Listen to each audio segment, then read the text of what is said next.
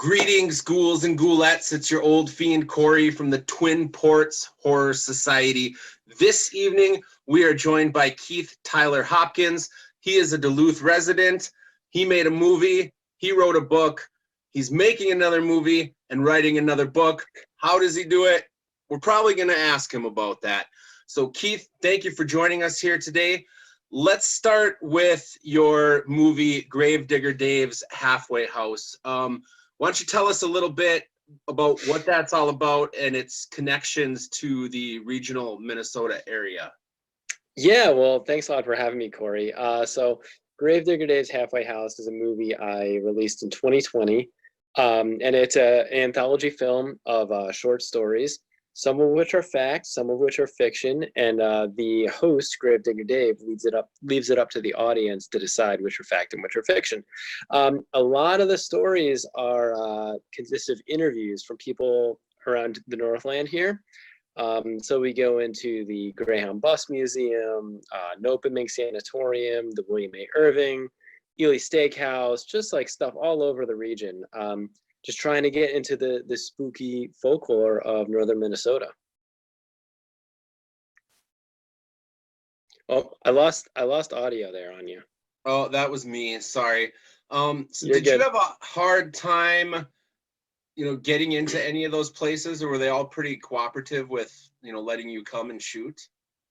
Nopeming, and it's not that they were uncooperative. I wasn't able to get in touch with anybody.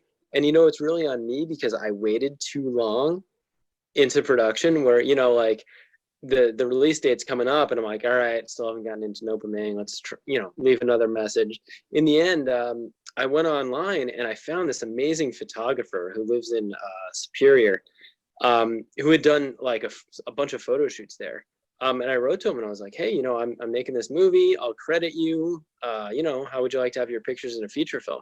And he was all about it. He sent me high resolution versions of all his pictures. And fortunately, the scene in Nopeming, the interviews take place with Duluth Paranormal Society at one of their little conventions that they're holding. So I was able to weave it all in together. In the end, didn't even need to get into Nopeming. Thanks to these pictures and the interviews.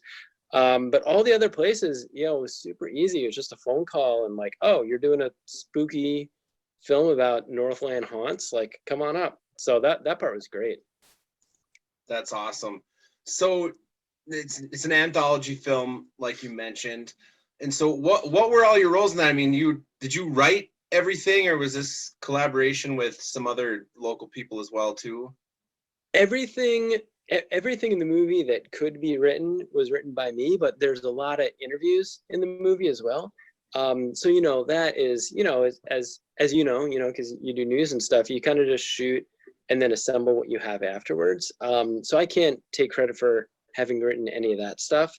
And then another story, there's a narrative piece in the film called Boots. And if you've seen the movie, you probably guess what the Boots segment is, and that's based on a true story. So that on that one, there's a co-writer credit for a gentleman named Gary Abergnani. But yeah, so I did write most of it. I shot most of it myself. I did have some assistance with some directors of photography at different points along the way, and then I edited the whole thing myself. So yeah, it was a labor of love for sure. Definitely. And that came out last year, as you mentioned, which I suppose nobody expected it was going to be a garbage year, but you did get to do the premiere before everything went south. Is that correct? Oh man, yeah, that part was crazy because my movie was the last movie I saw in theaters before the world ended. We premiered on March 1st, 2020. And by that point, it was like, it was in the news. I'd been hearing about coronavirus for a little while. But myself, much like everybody, I kind of figured, like, all right, H1N1, swine flu, bird flu, Zika virus, all these things wound up not being like world-ending things. So I wasn't super worried about coronavirus, and we had a sold-out theater. Nobody was worried about coronavirus. And then a week later, it was like, oh, people are starting to work from home. And then a week after that, as my wife and I say, like the day the world ended. We put that at March 13th, the day the world ended. So it was really nice that I got to premiere my movie. You know, in the grand scheme of things, like an independent horror film premiere is like so unimportant compared to like what else happened in the world in 2020. But it was good timing. And then my plan, I never wanted to do like an ongoing theatrical run. I just didn't think the movie would be successful with that. My goal always was to get it out for streaming as soon as possible. So I submitted it to Amazon, and they graciously said, "Yeah, we'll take your film." And so that wound up premiering on Prime towards the beginning of April, which was also really, just by some stroke of luck, really fortunate timing, because that's when everybody was stuck at home streaming movies. So that, you know, it just worked out really well for the film, and unfortunately really poorly for everything else in the world. Yeah. And that's still streaming on Amazon for people watching? Yeah. Yep. You can rent it on Amazon. It's also on a couple smaller channels. So if you have a Roku, it's on this channel called Binge Horror, which is a really cool channel. If you're into like really unknown independent horror films, like you want to just watch stuff that you've never heard of and just not be bombarded by, you know, Amazon and Netflix suggesting the same stuff to you all the time, Binge Horror is super cool. A lot of like indie, low budget, inventive horror movies. Nice. So let's move into your book a little bit here. The Horror Anthology Handbook. Oh, you're the best. Thanks for getting a copy. Yeah, it was a great read. I've always been, you know, a fan of anthologies as long as I can remember. It's so great to just, you know, you dissect everything about them in your book, and it was really great to read about them from that aspect as well, too, from somebody who dissected them, you know, from making one. So can you tell us a little bit about how you decided to tackle this as a book, and tell us a little bit about the book as well? Yeah. So I do write about this a little bit in the book, but I had submitted Gravedigger Dave's Halfway House for funding. I was trying to get a grant, and in between finding out if I was going to get the grant, I didn't have much to do on the project. I'm like, well, let me just watch anthology films. So I was listening to a great podcast called the Indie Film Hustle podcast, and the guest, his name is Daniel Calvisi, and he's a film writer as well.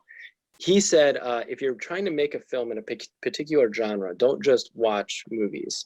Actually, like, take notes on the story beats, because that's the only way you're going to be able to pick out what's going on. Otherwise, you're just sitting back watching a movie. So I started doing that, and one of the first ones I did it with was Black Sabbath, which is a really, really cool mid-'60s anthology film from England. You know, so I've got my notepad and I'm taking notes and I'm watching. I'm like, God, this is going to be a lot of work. Let's just go on Amazon and buy a book about anthology films. Because I love books about movie making. And I just assumed, I'm like, well, there's going to be something. So it's like I search and I'm on Amazon and Barnes and Noble and, like, you know, all the places, Kobo. And there's just like nothing. There's a few books out there about the history of Amicus Productions, which is a great production company out of Britain that made some amazing anthology films like Asylum and The House That Dripped Blood and the original Tales from the Crypt, not the HBO one, the 1970s one. So there's a few books that kind of dissect the history of that company, but nothing that really tackled anthologies the way I was hoping for. You know, I wanted details on story beats and, all right, how are these movies made? What are the rhythms of them? You know, let's say you're a filmmaker and you've got a pile of short films. How would you decide what film you want to go in what order? You know, you've got 3 scary ones, a funny one, and a really dramatic one. How would you order these in a way that made the most sense? So that's when I really started diving into anthology films. I said, well, if nobody's written the book that I'm looking for, maybe I should write it myself. I had tried to write a nonfiction book about superhero movies like a long time ago, and it wasn't adding anything to the conversation because there's so much literature out there about superheroes. And I just ended up throwing it out. But with this, I'm like, all right, well, here's an area where nobody's really doing anything. So, you know, I could write something. It doesn't even have to be groundbreaking. It just has to be something. And so I started dissecting films. So then I went on a website called Stage 32, which is essentially social media for filmmakers. And I did a post and I was like, hey, like, I'm working on this book. Is this something that interests filmmakers out there? And this guy posted, I don't even know his name, but I'm eternally grateful to him. He posted, you know, I'd really only read something like that if it had filmmaker interviews. I said, all right, well, that's an interesting idea. So I just started reaching out to people, and I got filmmakers behind Are You Afraid of the Dark and Goosebumps, Trick or Treat, Black Mirror, geez, what else? Creeped Out, ABCs of Death, VHS, just like a ton of really great stuff. And, you know, people are like, so many people were so happy to just jump on the phone with me and BS about anthology films and how they made theirs. So that was crazy that, you know, these people agreed to speak to me. I had like no credits at the time, no official filmmaking or writing credits. So it was pretty great for people to lend me their time. Definitely. So what were some of your favorite people to talk to, or maybe some of the ones that you were most surprised got back to you to speak with you? So my favorite interview was the editor of Trick or Treat, which is a great, amazing movie. You know, if you've seen the movie, you're familiar with what a complex story structure it has. You know, I mean, I'd say it even kind of goes beyond movies like Pulp Fiction, which are very well known in the mainstream for having complex story structures. And Trick or Treat maybe even takes it to another level. So when I spoke to the editor, you know, he did not have a big ego about what he was able to achieve with the film. He didn't say like, oh yeah, you know, we had the idea from the very beginning and we just made it happen. It's like, no, it was a ton of trial and error, and they made cuts of the movie that weren't working, and they had to go back and rethink it and just kind of tweak it and just mold it into this crazy movie that we all know. But it didn't start out that way. It wasn't written that way. It was written in linear fashion, like a typical anthology where one story ends and then the other begins. And so the movie that we all know really came through a process of experimentation. And that was really encouraging to me, because I'm like, you know, this guy, he's got a lot of experience in the industry. He's got a lot of film credits. And if he has to like sit there and just kind of figure it out each time, then I don't know, it's very humbling. It makes you, as a beginner like myself, it makes me feel like, all right, well, I'm stumped right now in front of the editing machine and I don't know where to go with this movie. But even the best editors go through that. So it's okay. Just, you know, drink a cup of coffee and keep on plugging. Nice. In this book, so I got my copy on Amazon. I assume that it's still available there. Is there anywhere else that you can tell people to pick this up at? It's also at Barnes and Noble. You can read it on Nook, which is Amazon's e-reader, and it's also paperback and hardcover. And then I'm gonna try and get it on Kobo, that's like Walmart's version of the Kindle. So yeah, that's a thing that I've been meaning to do and just have not done it. Excuse me, I'm about to sneeze. And then it just doesn't come. Just like we'll put it in post. Perfect, yeah. Like a little fake. Achoo! So, all right, now you're working on a new movie. Yep. And that's Gravedigger Dave's Anthology Fest. Am I remembering that right? That's right, yeah. So okay. For this, oh, go ahead. Oh, I was just gonna say I watched the first couple minutes of that you graciously sent over.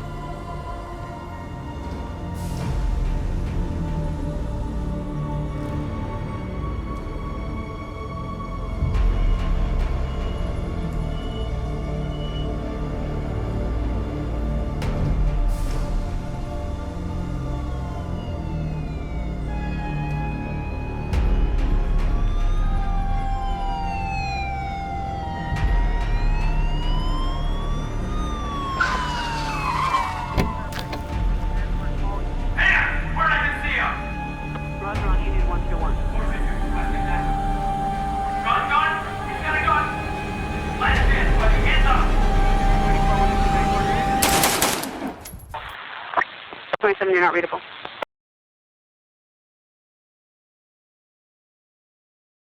So it's looking excellent so far. But yeah, why don't you tell us about what's going on with this movie? And yeah, well, now that you've watched that, I uploaded it to YouTube. Now that you've watched it, I got to delete it because, man, it is like, I sent you a version. It's like the sound doesn't even sync up with the video in some parts. There's like shots missing. There's like no color correction. It's like there are parts of it that I'm pretty happy with, but there are parts of it that are just like a wreck. So it's, you know, it's just a process like Trick or Treat, you know, it's like I'm just trying to mold it into a thing that can someday become watchable. So for this one, tonally, it's much more serious and a lot darker. In the first one, Matt Rasmussen, who plays Gravedigger Dave, you know, he's very fun, very almost like Ernest P. Worrell-ish, you know, and for this movie, I was like, well, you know, this is the second one. So when you think of like, all right, The Dark Knight and the Two Towers and Empire Strikes Back, the second one's always the darker one and the more serious one. So I'm like, let's do that. Let's try it. So it's a very different iteration of the character. And I'm really enjoying, you know, putting that together. And Matt is just like, man, he really brought the goods in his performance. And then the co-star, he's a local guy as well named Sean Zarn. And both of them really just brought it in their performance. So it's a lot of fun to edit. So that's the wraparound portion. The short films will consist of a few local stories. We're going into a cemetery, a haunted cemetery up in Grand Marais, as well as the Palmer House in Sauk Center. But then there's also going to be international stories. So I had open submissions for short films from around the world, and I got them from China and Iran and Australia and England and Mexico, just like all over the place. Tons of great spooky films. So these are going to be intermixed with local stories, and my hope is that spooky stories, regardless of where they were made or who they were made by or when they were made, all have these common themes that kind of transcend culture.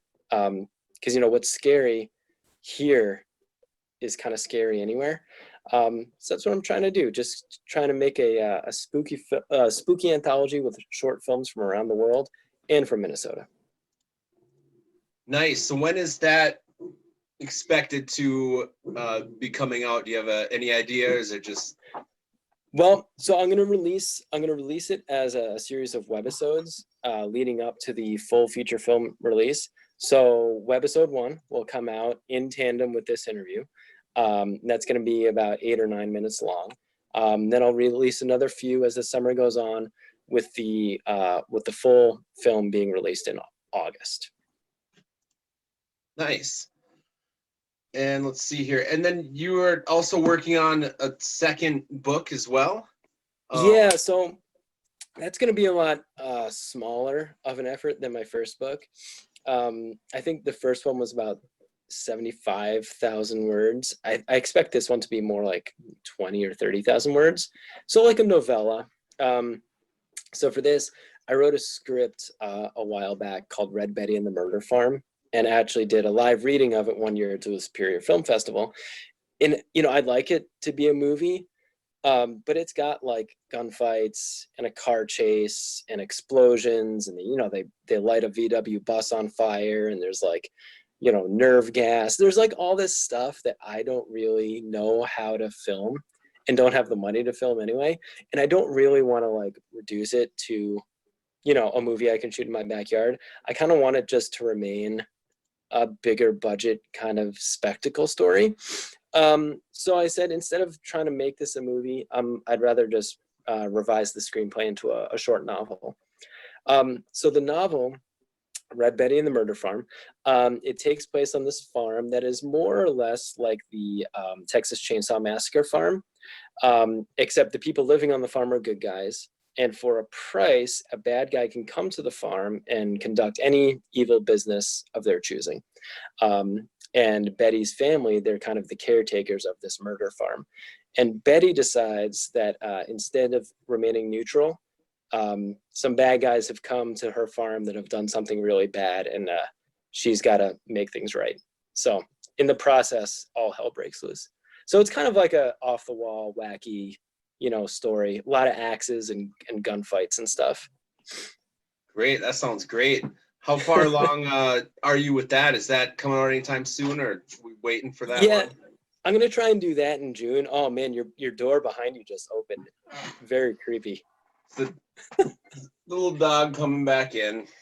It could have been a ghost though. You should have just told me it was a ghost. I would have believed you. I'll put the ghost in post as well. Nice, yeah, a little CG ghost. Yeah, so the book I'm gonna try and get out early summer, like June. Nice. That's not too far off. No, I'm kind of plugging away at that too. Excellent.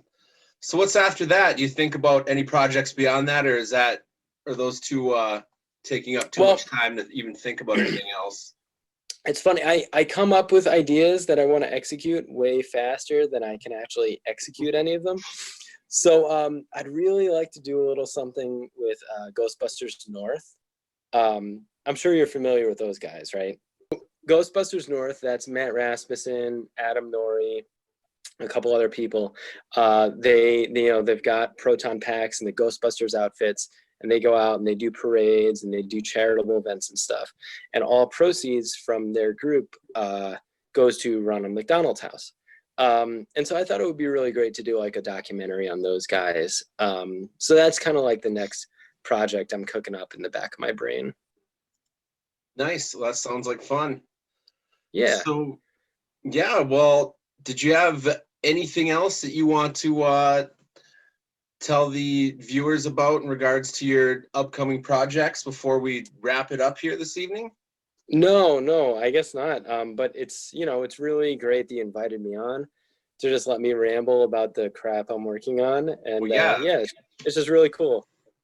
No, thank you for coming on and rambling about the crap that you're working on. So we're hoping to foster an environment where we can get a lot of local people talking about all the weird and wonderful stuff they're doing. So thank you for joining that environment. Heck yeah. Well, yeah, thanks again very much for your time and for joining us here. I want to remind everybody to stay safe and stay weird, and you all have a good night.